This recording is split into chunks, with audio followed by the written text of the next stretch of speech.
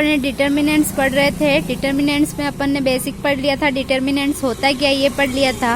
अब डिटर्मिनेंट्स कैसे सोल्व करते, उसका मोड ऑफ कैसे निकलते, ये भी अपन ने देख लिया था। अब अपन क्या करेंगे, इसकी प्रॉपर्टीज पढ़ेंगे। डिटर्मिनेंट्स की प्रॉपर्टीज होती है 7-8 प्रॉपर्टीज अलग अलग होती है, जिसमें से अपन देखेंगे कि किसमें क्या प्रॉपर्टी लगती है और सॉल्यूशन कैसे होता है। ठीक है, तो प्रॉपर्टीज निकालने के लिए सबसे पहले अपन फर्स्ट प्रॉपर्टी देखते हैं। फर्स्ट प्रॉपर्टी क्या होती है, देखो फर्स्ट प्रॉपर्टी, सारणिक में एक पंक्ति या एक स्तंभ के सभी अवयव अगर शून्य हो तो उसको क्या, उसकी सारणिक का मान क्या आएगा, अपना 0 आएगा। मतलब ये अपन ने जो लैंग्वेज लिखी है उसको अपन डिटेल में देखते हैं। एक पंक्ति या एक स्तंभ बोला है, ठीक है, ये एक पंक्ति हो या फिर एक स्तंभ कोई भी हो, अगर उसकी वैल्यू 0 हो जाती है पूरी, तो उस सारणिक का जो अपन मोड ऑफ निकालेंगे वो पूरा क्या होगा, 0 होगा। अपन सारणिक देखते हैं, जैसे कि अपन ने कोई भी एक मैट्रिक्स ले ली, ये ली अपन ने A1 B1 C1, उसकी सेकेंड रो अपनी हो गई 0 0 0 एंड थर्ड रो हो गई A3 B3 एंड C3। ठीक है, तो इसमें देखो ये पूरी रो हो रही है, वो क्या हो रही है, पूरी 0 हो रही है। तो जब ये पूरी रो की वैल्यू 0 0 0 आ जाती है तो इसकी वैल्यू नहीं निकल पाती है, मतलब इसका जो मोड ऑफ ए निकालेंगे वो क्या हो जाएगा, अपना 0 हो जाएगा। ठीक है, इसी तरीके से स्तंभ अपन ने लिखा है, तो स्तंभ के लिए देखो यहाँ पर ये अपन ने ले लिया A1 B1 C1 0 0 0 A3 B3 C3। तो इसमें क्या हो गया, ये पूरा कॉलम, मतलब ये पूरा स्तंभ का जो वैल्यू है वो पूरी 0 0 0 आ गई, तो इसका भी मोड ऑफ ए की वैल्यू क्या आ जाएगी, 0 आ जाएगी। तो अपने फर्स्ट प्रॉपर्टी क्या कहती है कि किसी भी मापांक सारणी में कोई भी सारणी दे दे, उसमें जब वैल्यू पूरी रो की 0 या फिर पूरे कॉलम की वैल्यू 0 आ जाती है तो उसकी वैल्यू क्या हो जाती है, 0। ठीक है, इसके लिए अपन को सॉल्यूशन निकालने की जरूरत नहीं है। जब भी ऐसी सारणी दिखे जिसमें एक पंक्ति पूरी 0 हो या एक स्तंभ पूरा 0 हो तो उसकी वैल्यू क्या हो जाएगी, 0 हो जाएगी। ठीक है, सेकेंड प्रॉपर्टी देखते हैं। सेकेंड प्रॉपर्टी क्या है, सारणिक में पंक्ति व स्तंभ को एक दूसरे से परस्पर बदल लें। मतलब क्या है कि एक पंक्ति है और एक स्तंभ है, तो पंक्ति की जगह पर स्तंभ और स्तंभ की जगह पर पंक्ति वाली वैल्यू लिख देते हैं, तो भी उसके सारणिक का जो मान है उसमें कोई परिवर्तन नहीं आता है। ठीक है, मतलब ये है कि कोई भी अपन मैट्रिक्स ले लेते हैं, उसकी वैल्यू लिखते हैं, तो जो रो की वैल्यू होती है वो कॉलम में चेंज कर दे अगर, तो उसकी सारणिक में कोई परिवर्तन नहीं होगा। मतलब जो मोड ऑफ ए की जो वैल्यू आ रही थी वो उसका ट्रांसपोज या फिर उसकी जो स्तंभ है वो पंक्ति में और पंक्ति को स्तंभ में लिख देते हैं, तो भी उसकी वैल्यू मोड ऑफ ए की वही आएगी।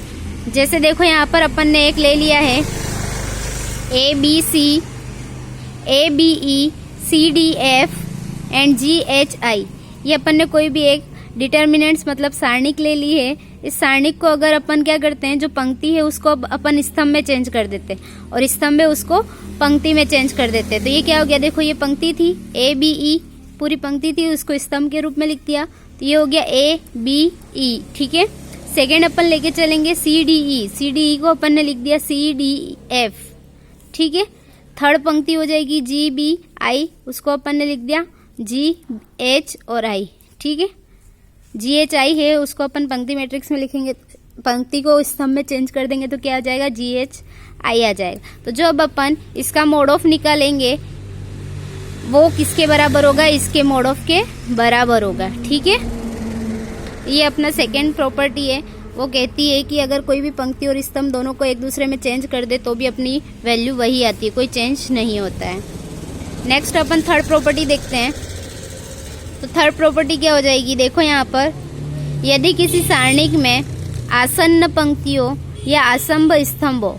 अब आसन्न पंक्ति और आसंभ स्तंभ लिखा है, उसका मतलब क्या होता है, देखो यहाँ पर आसन्न मतलब दो लगातार, जैसे कि ये फर्स्ट और ये सेकेंड, तो इन दोनों को अगर लेके चलेंगे तो इन दोनों को क्या कहते हैं अपन, आसन्न कहते हैं। ये R1 हो गया, ये R2 हो गया। ठीक है, तो दो पंक्तियां हैं, आसन्न पंक्तियों बोला है, मतलब दो पंक्तियां, ये फर्स्ट वाली और ये सेकेंड वाली, इन दोनों पंक्तियों को, या फिर बोला है आसंभ स्तंभो, स्तंभो मतलब ये स्तंभ हो गया, ये वाला और ये वाला। ठीक है, दो लगातार पंक्तियों या दो लगातार जो स्तंभ होते हैं उन दोनों को लेकर चलते हैं तो वो आसन्न कहलाते हैं। ठीक है, अब अपनी प्रॉपर्टीज देखते हैं अपन वापस से, कि जो सारणिक है उसमें आसन्न पंक्तियों या आसन्न स्तंभों का परस्पर विनिमय कर दिया जाए। परस्पर विनिमय मतलब एक दूसरे को इंटरचेंज कर दिया जाए। जैसे ये फर्स्ट और सेकंड रो लेके चल रहे अपन, आसन्न पंक्तियां हैं, इन दोनों को लेके चल रहे, तो ये जो सेकंड वाली पंक्ति है उसको फर्स्ट में और फर्स्ट वाली पंक्ति को सेकंड में कर देते हैं। तो इसमें ज्यादा कुछ चेंज नहीं होगा, खाली आगे साइन चेंज हो जाएगा। अगर ये सब प्लस में है तो आगे माइनस का साइन लग जाएगा और कोई चेंज नहीं होगा। ठीक है, तो ये अपनी देखो सारणिक है, A1 B1 C1, A2 B2 C2, A3 B3 C3 है। अब इसको क्या करेंगे अपन, सेकेंड वाली रो है उसको फर्स्ट में चेंज कर देंगे और फर्स्ट वाली को सेकेंड में। तो ये हो गया A2 B2 C2, A1 B1 C1, A3 B3 C3। ठीक है, लेकिन क्या होगा, जैसे ही अपन ने पंक्तियां चेंज कर दी, फर्स्ट वाली को अपन ने क्या कर दिया सेकेंड, और सेकेंड वाली पंक्ति को अपन ने क्या कर दिया फर्स्ट। तो अपन क्या करेंगे, जो भी अपनी सारणिक का मान आएगा उसके आगे क्या आ जाएगा, माइनस आ जाएगा। ठीक है, तो ये सारी प्रॉपर्टीज है, लगानी है अपन को, क्वेश्चन सोल्व करेंगे वहां पे भी, पर ये प्रॉपर्टीज अपन अभी देख रहे हैं सारी 1 बाय 1। ठीक है, समझ में आ गई। फर्स्ट प्रॉपर्टी अपनी क्या थी, अगर एक ही पंक्ति में 0 आ जाता है या एक ही रो कॉलम में 0 आ जाता है तो उसकी वैल्यू क्या हो जाती है, 0। सेकेंड क्या था अपना, कि जो पंक्ति है उसको स्तंभ में और स्तंभ है उसको पंक्ति में बदल देते तो कोई चेंज नहीं होता है। थर्ड प्रॉपर्टी अपनी देखी, दो आसन्न पंक्तियां होती है, उन दोनों का अगर इंटरचेंज यानी बदल दिया जाए एक दूसरे से तो उसमें क्या हो जाता है, माइनस का मल्टीपल हो जाता है। ठीक है, अब अपन देख रहे नेक्स्ट प्रॉपर्टी फोर्थ प्रॉपर्टी देख रहे। देखो इसमें, यदि किसी सारणिक में दो पंक्तियों या दो स्तंभ समान हो तो उसकी उस सारणिक का जो मान है वो क्या हो जाता है, 0। मतलब ये देखो यहाँ पर किसी सारणिक में दो पंक्तियां बोली और दो स्तंभ बोले, इसमें लगातार या आसन्न ऐसा कुछ वर्ड नहीं दिया हुआ, मतलब दो पंक्तियां कोई भी हो सकती है, पहली और तीसरी भी हो सकती है, पहली और दूसरी भी हो सकती है, कोई भी पंक्तियां हो सकती है। ठीक है, तो दो पंक्तियां या दो स्तंभ कोई भी लेके चलते हैं अपन। देखो यहाँ पर अपन इसका एग्जाम्पल देखते हैं। जैसे अपन ने ले ली है 1 2 3 1 2 3 3 4 5। ठीक है, मतलब क्या हो गया, देखो ये हो गई R1, ये हो गई R2, ये हो गई R3। ठीक है, R1 R2 और R3 तीन पंक्तियां हैं, इसमें से देखो R1 और R2 की वैल्यू सेम है, 1 2 3 1 2 3। मतलब जब भी ऐसी कंडीशन आ जाए कि ये वैल्यू और ये वैल्यू दोनों सेम आ जाए, या फिर ये फर्स्ट वाली और थर्ड वाली रो सेम आ जाए, तो उसकी वैल्यू 0 होती है, निकालने की जरूरत नहीं पड़ती अपन को। ठीक है, वैसे ही दो कॉलम जैसे सेम आ गए, ये हो गया 1 2 3, ये हो गया 1 2 3, ये हो गया 3 4 5। ठीक है, इसमें भी क्या होगा, देखो ये फर्स्ट कॉलम और सेकंड कॉलम पूरा सेम आ रहा है, 1 2 3 1 2 3 पूरा सेम आ रहा है। ठीक है, और 3 4 5 अलग आ रहा है। तो इससे क्या हो जाएगा, अगर ये दोनों कॉलम सेम हो गए मतलब इसकी वैल्यू भी क्या हो जाएगी, 0 हो जाएगी। ये हो गई अपनी फोर्थ प्रॉपर्टी। ठीक है, अब अपन लेके चल रहे हैं फिफ्थ प्रॉपर्टी।